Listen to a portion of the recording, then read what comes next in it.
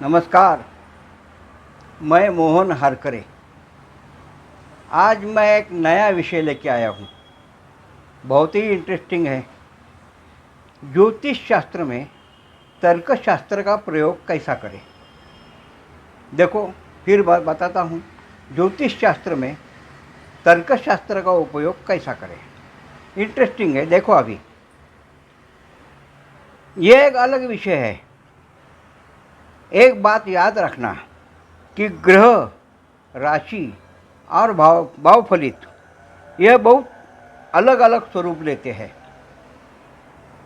इसका अभ्यास करते हुए ग्रहों का वैशिष्ट्य, ग्रहों का कारकत्व तथा राशियों का वैशिष्ट्य, राशियों का स्थान, इनका शास्त्रीय दृष्टिकोण से विचार करना पड़ता है। इसमें तर्क करने के लिए बहुत जगह है,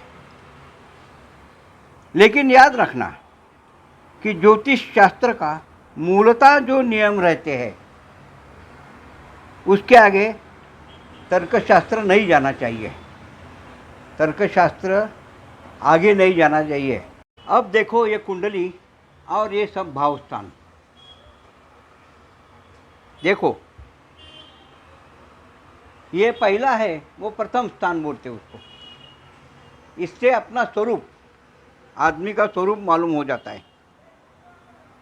ये लग्न स्थान बोलते हैं। ये खुद का स्थान रहता है। ये रहा द्वितीय स्थान। ये द्वितीय स्थान में वाणी, इसकी बोलने की पहचान होती है। जातक झूठ बोलता है या सच बोलता है, ये इससे मालूम पड़ता है। उसकी वाणी, इसका संबंध आता है। ये देखो तीसरा स्थान, ये इसे बंधु स्थान बोलते हैं। अपने बंधु, बहन, इनका स्थान, उनके कैसे ताल्लुक़ है अपने, ये सब ये स्थान पे बताते हैं। ये चतुर्थ स्थान है, वो माता का स्थान है। ये पंचम स्थान है, वो अपने अपत्य का स्थान है। ये षष्ठ का स्थान है, ये शत्रु स्थान है। आगे देखो, ये सप्तम स्थान है, ये विवाह का स्थान बोला जाता है। अष्टम स्थान है, वो मृत्यु स्थान बोलते हैं। ये नवम स्थान है, वो भाग्य स्थान बोलते हैं। ये दशम पिता और कर्म, इनके दो स्थान हैं। चतुर्थ माता का है, दशम पिता का है। अभी एकादश स्थान, ये लाभ स्थान उसको कहते हैं। और ये द्वादश स्थान यानी व्यय, ये स्थान होते हैं। अब आगे देखो, अब मैं बताता हूँ। इसके चतुर्थ स्थान माता का स्थान, और ये माता का स्थान है। अभी देखना है, ये चतुर्थ माता का स्थान होता है। तो इससे आगे 1 2 3 4 ये स्थान हो गया। ये माता का स्थान हो गया। अभी देखो, माता का स्थान ये है। ये 1 2 3 4 ये माता का स्थान हो गया। उसके माता का 1 2 3 4, उसके माता का ये स्थान हो गया। 1 2 3 4, ये फिर उसके माता का स्थान हो गया। ऐसा है। अब देखो, फिर ये चतुर्थ स्थान है, वो माता का स्थान है। वो उसके तीसरा तो स्थान होता है, ये बंधु भगिनी का स्थान होता है। तो ये 1 2 3 ये षष्ठ स्थान है, वो माता के भाई और माता के बहन, इनका स्थान रहता है। यानी अपने माता के उससे भाई बहन से ताल्लुक़ कैसे है, संबंध कैसे है, प्यार कैसा है, ये बताता है। ये माता के बंधु और भगिनी का स्थान है। और उनके स्थान में मामा मामी का भी अनुमान किया जाता है, क्योंकि माता का भाई है, वो अपना मामा है। मामा की पत्नी मामी है, वो इसी स्थान पे अपने को अनुमान किया जा सकता है। अब ये दशम स्थान देखो, ये दशम स्थान है, वो अपने पिता का स्थान है, कर्म स्थान है। दशम स्थान के भाव से हम पिता की परिस्थिति, स्वभाव, इसका अनुमान करेंगे।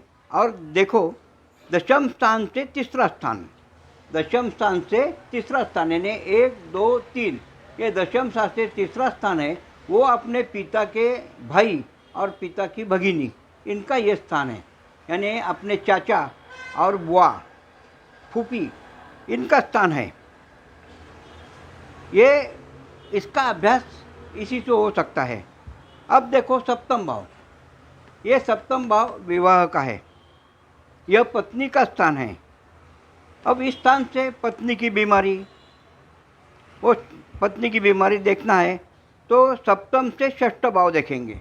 सप्तम से षष्ठ भाव 1 2 3 4 5 6, यानी इस स्थान से हम पत्नी की बीमारी देख सकते हैं। यह है तर्कशास्त्र है, आखिर ये तर्कशास्त्र है। अब यह तस्वीर देखो, उसमें मेरी माता और माता की खपरपनाती, मराठी में खापरपणती और इंग्लिश में ग्रैंड डॉटर्स ग्रैंड डॉटर, यानी 5वीं पीढ़ी। उसमें माता जी की आयु है 95 ईयर और 96 चल रहा है, रनिंग है। और खापरपनाती का आयुष्य है, वो आयु की है 1 साल की बच्ची है, छोटी है। अब देखो, उनकी हम दोनों की पत्रिका देखेंगे, कैसा संबंध, कैसा तर्कशास्त्र किया जाता है, लॉजिक कैसा होता है, ये देखो अभी। अब मैं ये तुमको खपरपणजी और खपरपनाती की जन्म कुंडली दिखाता हूँ। छोटी की कुंडली में, छोटी की खपरपनाती है, छोटी है, इसका कुंडली में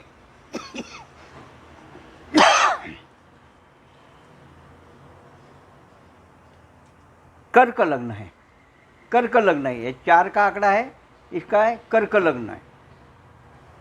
वह प्रथम स्थान से खुद की पहचान होती है। ये खपरपणती की छोटी की खुद की पहचान इसी स्थान से होती है। उसे चौथे स्थान पे, इसके चौथे स्थान पे माता जी का स्थान रहता है। 1 2 3 4, ये उसके छोटी का माता जी का स्थान है। अभी माता जी का स्थान है वो 1 2 3 4, ये माता जी का स्थान है, यानी अपनी नानी का स्थान है।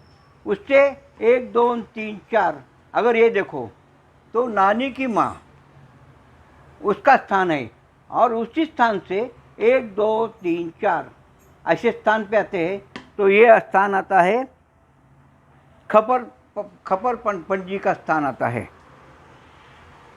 और ये देखो, नानी जी के चौथे स्थान पर, यानी दशम स्थान पर नानी जी के माता का स्थान, और आखिर नानी जी के माता जी यानी उसका खपरपणजी का स्थान, यानी कि ग्रैंड मदर इसका भाव स्थान है। उस स्थान में खपरपणजी के कुंडली में गुरु ग्रह है। खपरपणजी के कुंडली में ये लग्नी गुरु ग्रह आया है, और वो 29 अंश 4 कला पर है, यानी बहुत ही बलवान है।